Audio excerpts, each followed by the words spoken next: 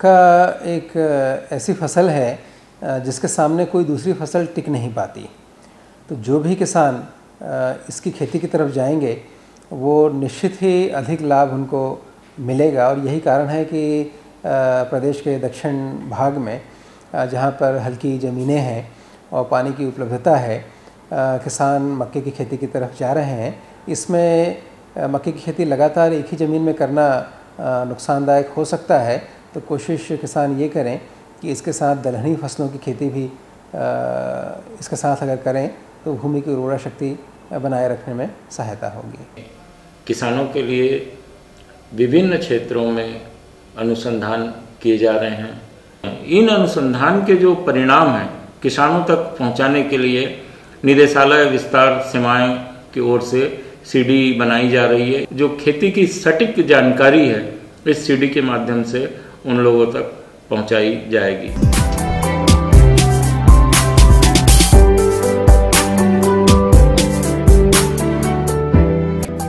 मक्का एक प्रमुख खाद्यान्न फसल है। इसके उत्पादन का 25% मानव आहार, 12% पशु आहार, 49% मुर्गियों के आहार, 12% औद्योगिक उत्पादन, 1% स्टार्च और 1% बीज के रूप में उपयोग में लाया जाता है। इसके अलावा मक्का का उपयोग कॉर्नफ्लेक्स, तेल निकालने, पॉपकॉर्न, मदिरा निर्माण और जैविक ईंधन के रूप में भी किया जाता है। खाद्यान्न फसलों के क्षेत्रफल और उत्पादन की दृष्टि से मक्का तीसरे नंबर पर आता है। भारत में मक्का का रकबा 8.55 मिलियन हेक्टेयर और उत्पादकता 25.4 क्विंटल प्रति हेक्टेयर है। छत्तीसगढ़ राज्य में मक्का की खेती लगभग 1.79 लाख हेक्टेयर क्षेत्र में की जाती रही है। इससे प्राप्त औसत उत्पादकता लगभग 18 क्विंटल प्रति हेक्टेयर है, जो कि भारत में मक्का के औसत उत्पादन से कम है। राज्य में मक्का उत्पादन को प्रोत्साहित करने और गुणवत्तापूर्ण उत्पाद प्राप्त करने के उद्देश्य से कृषि वैज्ञानिकों के द्वारा विभिन्न प्रयोग किए गए हैं और उन्नत तकनीक विकसित की गई है। भाइयों, मक्का हमारे छत्तीसगढ़ की एक प्रमुख फसल है और अब ये एक नकदी फसल के रूप में अपनी पहचान कायम कर चुकी है। और जहाँ तक हम इसकी बात करें बुआई का, तो हमारे लिए मौसम आता है जो खरीफ का मौसम और एक रबी का मौसम, और कुछ हद तक हम जायद के मौसम में भी इसे लेते हैं। इस श्रेणी में भूमि चुनाव और मृदा प्रबंधन के साथ उन्नतशील किस्मों का प्रयोग, बुआई और खाद प्रबंधन के साथ रोगों के उपचार और कटाई नवीन पद्धति से करने की सलाह दी गई है। मक्का के लिए बुआई का समय। खरीफ मौसम में फसल के लिए मक्के की बुआई जून के दूसरे सप्ताह से जुलाई के प्रथम सप्ताह तक पूरी कर लेनी चाहिए और रबी मौसम की फसल के लिए अक्टूबर के अंतिम सप्ताह से लेकर नवंबर माह तक बुआई पूरी कर लेनी चाहिए। जायद फसल लेने के लिए बुआई का समय फरवरी से मार्च तक उपयुक्त होता है। मक्के के लिए भूमि का चुनाव और तैयारी। मक्के की अधिकतम पैदावार के लिए उच्चहन यानी डांड भूमि उत्तम है। वैसे तो मक्का की खेती सभी प्रकार की मृदा में हो सकती है, लेकिन बलुई दोमट मिट्टी सर्वाधिक उपयुक्त होती है। मृदा का पीएच मान 6 से 7 के बीच होना चाहिए। खेत में वायु संचार और पानी निकास की व्यवस्था उचित होनी चाहिए।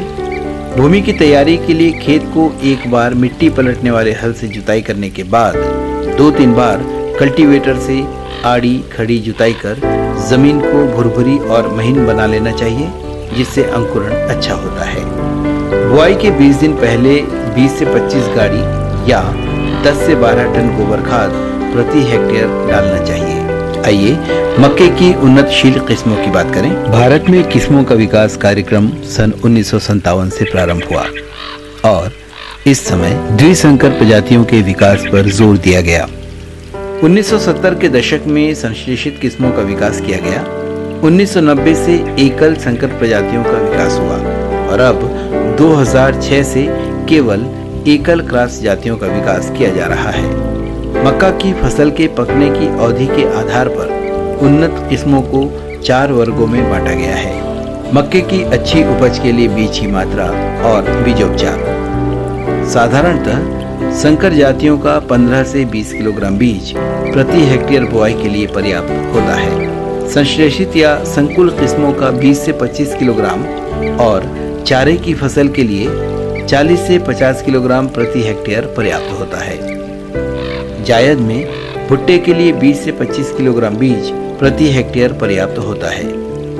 बीज की बुआई से पहले बेविस्टिन नामक फफूंदनाशक दवा की 2 ग्राम मात्रा 1 किलो बीज की दर से उपचारित करना चाहिए। मक्के के बीज की बुआई। इसके बीज की बुआई 3 से 5 सेंटीमीटर गहराई पर की जानी चाहिए और कतार बोनी करनी चाहिए, जिससे कतार से कतार के बीच 60 से 75 सेंटीमीटर और पौधे से पौधे के बीच 20 से 25 सेंटीमीटर की दूरी बनी रहे। मध्यम और देर से पकने वाली किस्मों को 75 सेंटीमीटर कतार से कतार और 25 सेंटीमीटर पौधे से पौधे के अंतराल पर लगानी चाहिए। जायद फसल के लिए कतार से कतार 45 से 60 सेंटीमीटर और पौधे से पौधे की दूरी 25 सेंटीमीटर होना चाहिए। सामान्यतः खेत में 25 से 30 हजार पौधे प्रति एकड़ होने पर वांछित उत्पादन होता है। मक्के की अच्छी फसल के लिए खाद प्रबंधन इस प्रकार से किया जाना चाहिए। मक्के की अधिकतम उपज के लिए 2 वर्षों में कम से कम एक बार लगभग 10 टन प्रति हेक्टेयर गोबर खाद या कंपोस्ट का प्रयोग करना चाहिए। फास्फोरस और पोटाश की संपूर्ण मात्रा बुआई के समय खेत में मिला देना चाहिए और नाइट्रोजन की मात्रा को 3 भागों में बांटकर एक भाग को बुआई के समय, दूसरे भाग को फसल की घुटने तक ऊंचाई होने पर और अंतिम मात्रा को नरमंजरी अवस्था में देना चाहिए। जिंक की कमी वाले क्षेत्र में 20 से 25 किलोग्राम प्रति हेक्टेयर की दर से जिंक सल्फेट का प्रयोग हर तीसरे वर्ष आधार उर्वरक के रूप में उपयोग करना चाहिए। मक्के की फसल के लिए खरपतवार प्रबंधन। खरपतवार फसल के विकास में प्रमुख बाधक होता है। इसके निराकरण के लिए एट्राजिन 500 ग्राम सक्रिय तत्व 1 से 1.5 किलोग्राम प्रति हेक्टेयर की दर से 700 से 800 लीटर पानी में घोल बनाकर छिड़काव करने से लगभग 30 से 35 दिन तक खरपतवार नियंत्रण में रहते हैं।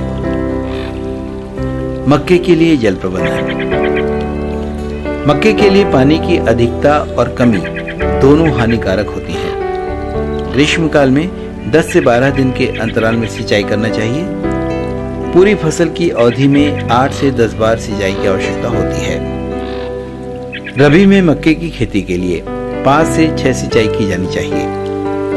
3 सिंचाई फूल आने के पहले और 3 फूल आने के बाद दिया जाना चाहिए।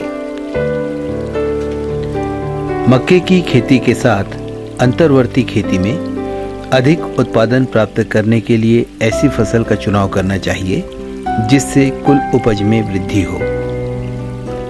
खरीफ मौसम में मक्का के साथ अरहर, उड़द, मूंगफली, मूंग या सोयाबीन की अंतर्वर्ती फसलें ली जा सकती हैं। इन फसलों को विभिन्न कतार अनुपात में लगाकर इकाई क्षेत्रफल से अधिक उत्पादन प्राप्त किया जा सकता है। इसी प्रकार रबी के मौसम में मक्का के साथ अलसी, मसूर की सफलतापूर्वक खेती की जा सकती है।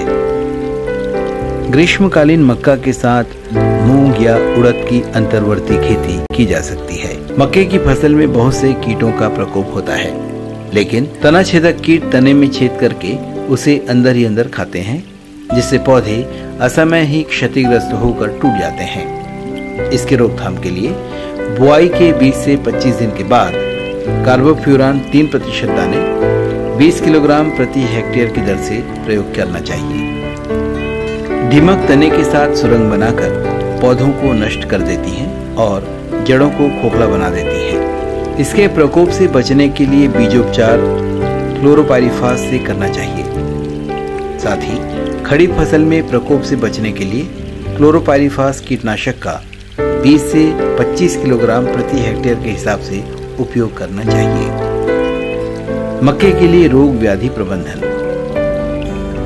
मक्के का पहला रोग है अंगमारी रोग। फफूंद की 2 प्रजातियों के द्वारा होता है। इसके संक्रमण के द्वारा सबसे पहले निचली पत्तियों पर लंबे दीर्घ वृत्ताकार धब्बे बनते हैं, जो धूसर हरे रंग से लेकर भूरे रंग के होते हैं। ये रोग नीचे से ऊपर की पत्तियों पर फैलता जाता है। इसकी रोकथाम के लिए बीजों का उपचार कार्बेंडाजिम 2 ग्राम प्रति किलोग्राम बीज की मात्रा से करना चाहिए और खड़ी फसल में यथाशीघ्र कार्बेंडाजिम 0.1% या हेक्साकोनाजोल 0.1% का छिड़काव 10 से 15 दिन के अंतराल पर करना चाहिए। मक्के का दूसरा रोग है शीघ्र अंगमारी रोग। ये रोग राइजोटोनिया सोलेनाई नामक फफूंद से होता है। ये तने से बढ़कर भुट्टों तक पहुंच जाता है। प्रभावित पौधे में या तो दाने नहीं बनते या गुणवत्ता प्रभावित होती है। इसकी रोकथाम के लिए शीतमार 0.3% का छिड़काव रोग की प्रारंभिक अवस्था में ही करना चाहिए। मक्के के लिए कटाई और मड़ाई। दाने के लिए लगाई गई फसलों में भुट्टों की ऊपरी परत के सूखने पर दाना नाखून से न दबे। पौधे की निचली पत्तियां सूख जाएं और तना सूखकर मुड़ने लगे, उस समय खेत से भुट्टे अलग कर सूखे फर्श पर तेज धूप में सुखाएं। भुट्टों से दाना अलग करने के लिए भुट्टा छिलक यंत्र का प्रयोग करना चाहिए। पशु चारे के लिए लगाई गई फसल की कटाई नरबंजरी अवस्था में ही कर देनी चाहिए। हरे भुट्टे के लिए लगाई गई फसल की कटाई दूध भरने वाली अवस्था के बाद करनी चाहिए और अधिक पैमाने पर खेती हो रही हो तो मक्का थ्रेसर का उपयोग करें।